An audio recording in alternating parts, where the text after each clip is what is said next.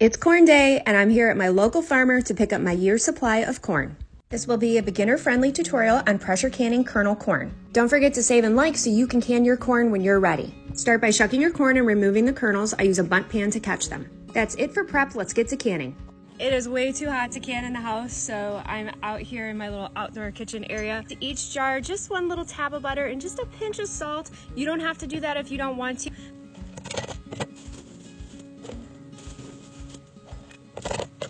Fill up these jars about halfway with some water. If you want to follow the tested recipe, you want to fill them up all the way, half-inch headspace. Your kitchen, your rules.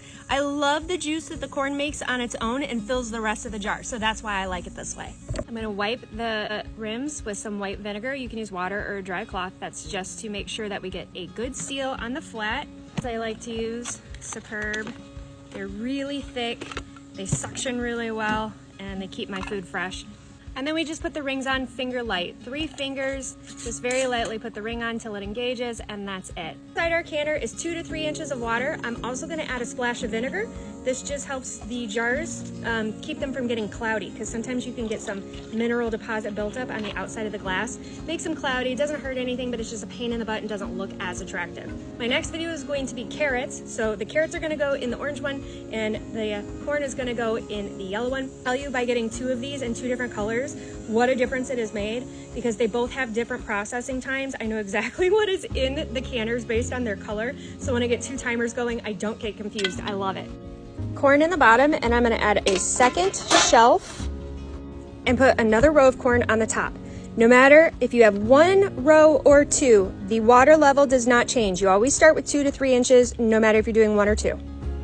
Lock the lid in place, line up the arrow with the indentation, just like that. And then bring up the wing nuts in opposite order of each other and tighten those down to secure it from the top to the bottom. Once you get a steady stream of steam out of the vent pipe, go ahead and start a timer for 10 minutes. After 10 minutes, add your weight, minus 10 pounds for my elevation.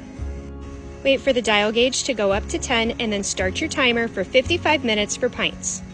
Don't forget you can use your manual as a backup if you forget any of the times or pressures needed for certain types of foods. Once our dial gauge has reached 10, we have achieved pressure and our weight will do a little happy dance. I'm going to turn down the fire just a bit to maintain pressure and start a timer for 55 minutes for pints. After 55 minutes, we turn off the heat and then we let it depressurize back down to 0 on its own. You can safely take the weight off at this point and start unlocking your wing nuts. Turn the canner lid counterclockwise to disengage and then lift up and away from your face as steam escapes.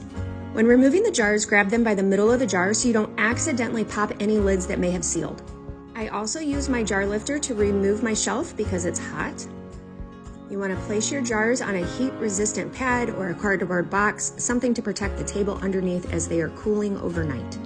And that's it, you've pressure canned corn for your shelves. As long as these are sealed, they'll stay good, but we like to eat everything in a 1 to 3 year rotation for best freshness, from grow season to grow season.